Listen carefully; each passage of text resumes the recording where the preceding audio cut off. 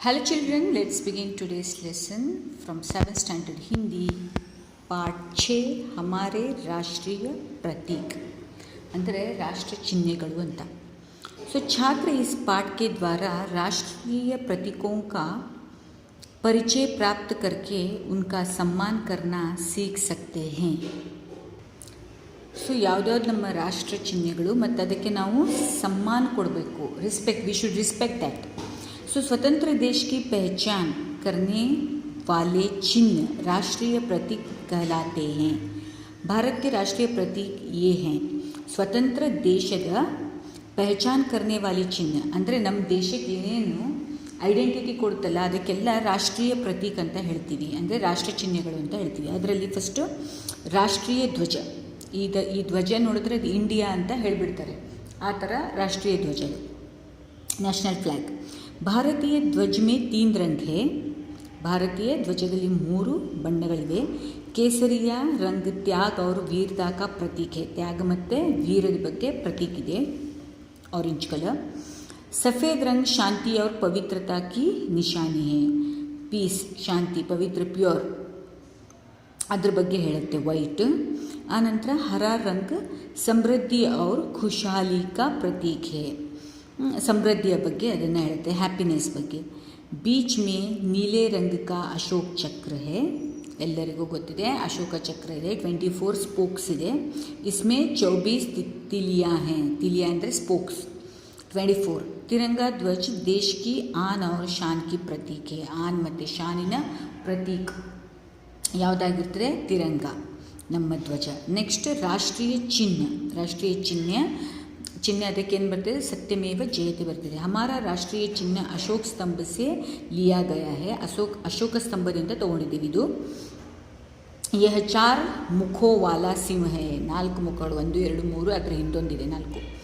Beach May ಧರ್ಮಚಕ್ರ ಹೇ. ಧರ್ಮಚಕ್ರ ಇದೆ ಮಧ್ಯದಲ್ಲಿ. ಚಕ್ರ ಕಿ ಏಕ್ ಓರ್ सांड और दूसरी ओर घोड़े का चित्र है. ಇಲ್ಲಿ ನೋಡ್ರಿ, ಒಂದು ಕಡೆ ಘೋಡ, ಆನಂತರ ಬಫೆಲೋ ಥರ ಇರುತ್ತಲ್ಲ ಅದು, ಅದರ ಬಗ್ಗೆ ಇದೆ ಚಿತ್ರ. बीच नीचे हिंदी में सत्यमेव जयते लिखा हुआ है. सत्यमेव जयते ಅಂತ ಬರ್ತದೆ. ನೆಕ್ಸ್ಟ್ ರಾಷ್ಟ್ರೀಯ ಗಾನ, ಹಾಡು, ನ್ಯಾಷನಲ್ ಆ್ಯಂಥಮ್. भारत का राष्ट्रगान जनगण मन है. कविंद्र रविंद्रनाथ टैगोर ने इस गीत लिखा है.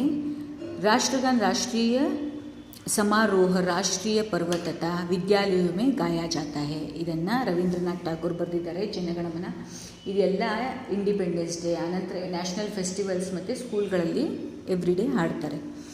इसको गाने के लिए 52 सेकेंड्स लगता है. ನೋಡಿರಿ, 52 ಸೆಕೆಂಡ್ಗಳು ಬೇಕಾಗುತ್ತೆ ಇದು ಹಾಡೋಕ್ಕೆ.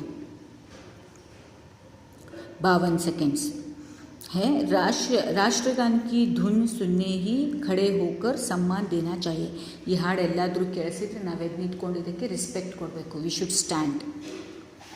नेक्स्ट राष्ट्रीय प्राणी टाइगर. बाघ हमारे देश का राष्ट्रीय प्राणी है. बाघ ಸುಂದರತಾ और ಶಕ್ತಿ का प्रतीक है. ಇದು ನೋಡೋಕ್ಕೆ ಚೆಂದ ಇದೆ, ಸುಂದರ ಮತ್ತು ಶಕ್ತಿಯ ಪ್ರತೀಕ ಏನಿದೆ ಆ ಸ್ಟ್ರಾಂಗ್, ಅದರ ಪ್ರತೀಕವಾಗಿರ್ತದೆ.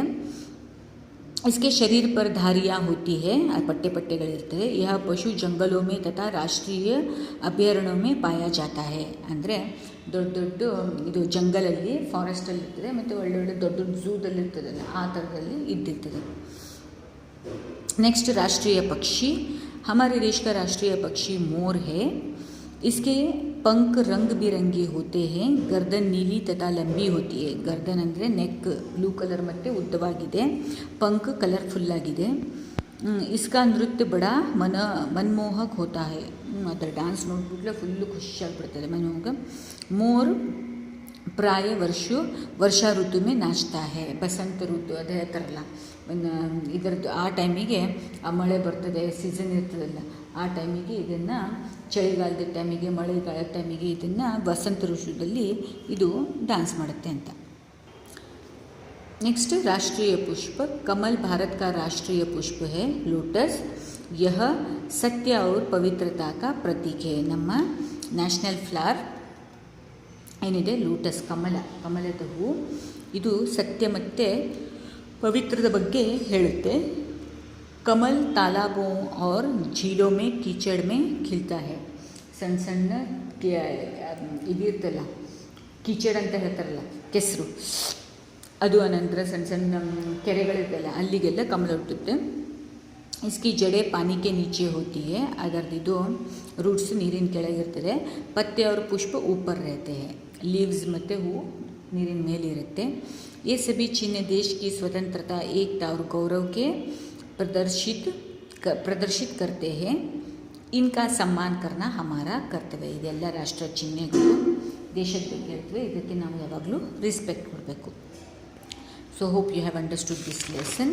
हमारे राष्ट्रीय प्रतीक, नेशनल फ्लैग, राष्ट्रीय चिन्ह, नेक्स्ट राष्ट्रीय गान, राष्ट्रीय प्राणी, राष्ट्रीय पक्षी एंड राष्ट्रीय पुष्प. Thank you children.